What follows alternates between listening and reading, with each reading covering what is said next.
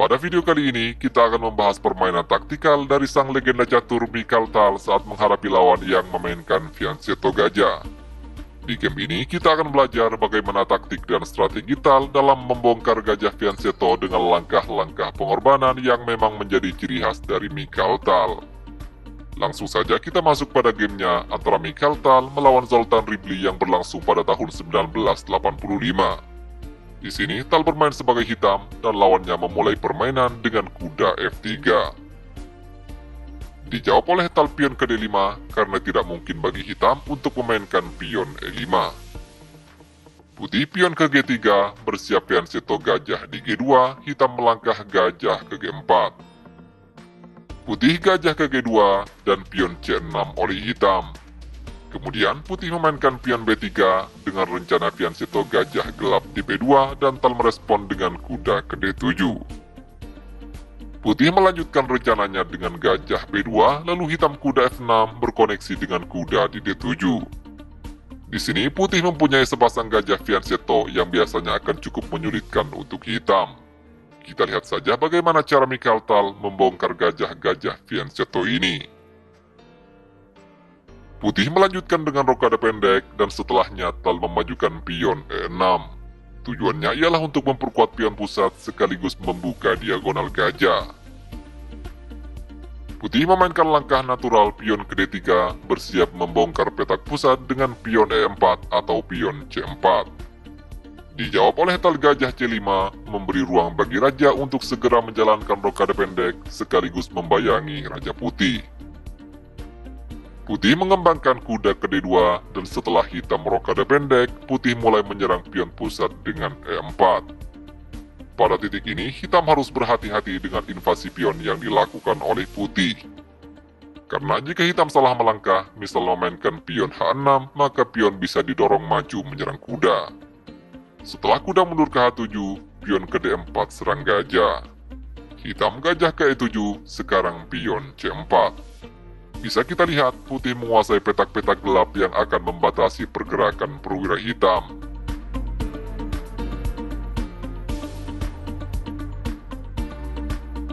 Jadi Tal tidak mau mengambil risiko, ia langsung menukar pion di E4 dimakan kembali dengan pion. Kemudian pion E5 oleh hitam mencegah pion didorong menyerang kuda. Ini merupakan langkah yang sangat krusial bagi hitam. Karena jika hitam memainkan langkah seperti benteng E8, maka pion ke E5 serang kuda. Setelah kuda pindah ke D5, kuda putih bisa menempati petak yang cukup nyaman di E4. Bersama pion, kuda ini mengontrol petak gelap D6 dan F6.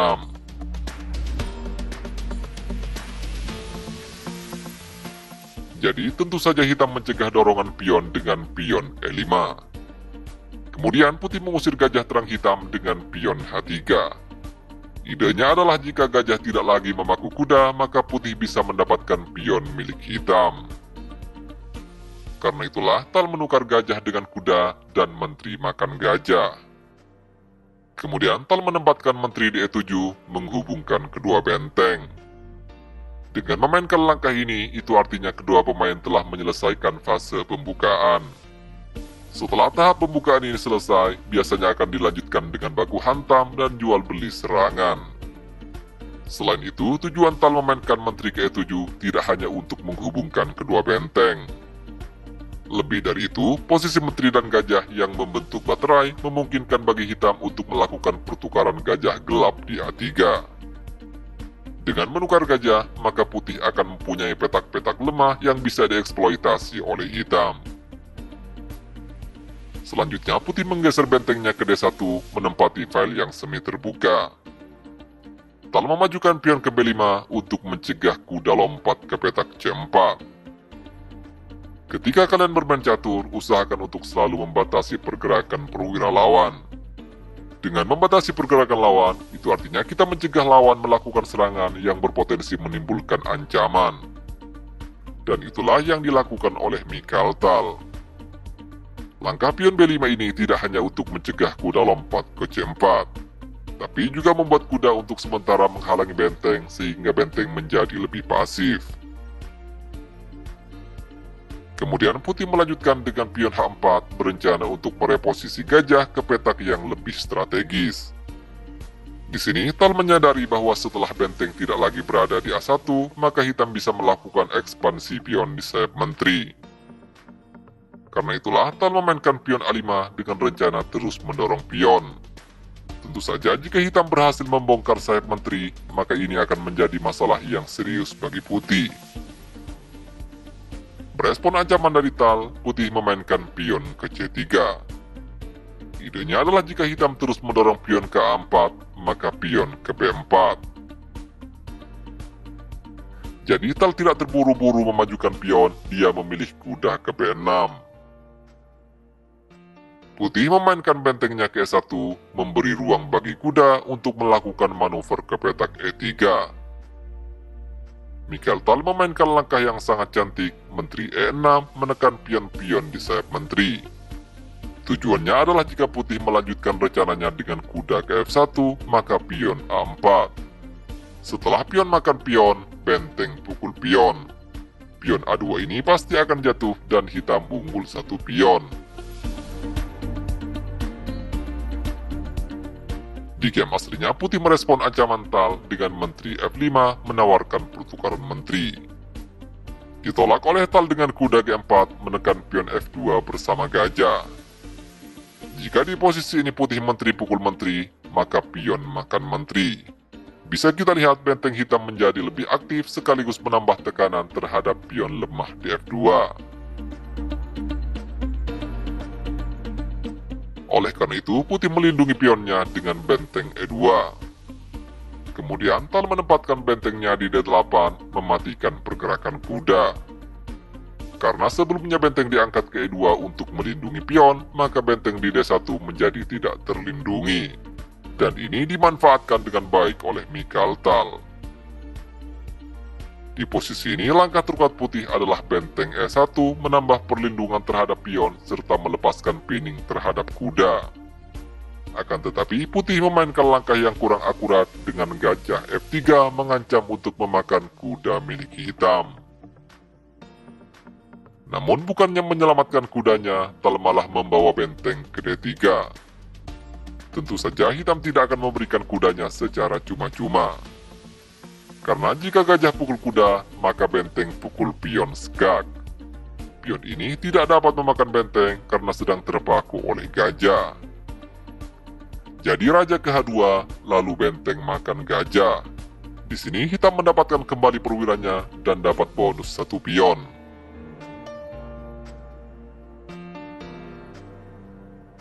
Itulah mengapa putih tidak berani memakan kuda, melainkan raja ke G2. Sekarang pion F2 tidak lagi terpaku oleh gajah, sehingga kuda di G4 benar-benar terancam oleh gajah. Pemain normal pada umumnya biasanya akan menyelamatkan kuda ke F6, namun tidak dengan Mikhail Tal. Dia memainkan langkah kuda pukul pion, menyerang benteng di D1. Mau tidak mau, putih harus memakan kuda dengan benteng. Lalu gajah pukul benteng, dan raja makan gajah. Di sini Mikhail Tal menukar dua perwira minornya dengan benteng dan satu pion. Selanjutnya, Tal mereposisi menteri ke D6 menambah tekanan terhadap kuda milik putih. Tentu saja kuda tidak bisa pindah karena benteng di D1 bisa dimakan oleh hitam. Jadi hitam memperkuat posisi kuda dengan gajah ke C1. Di sini hitam bisa saja melakukan skak dengan menteri ke C7.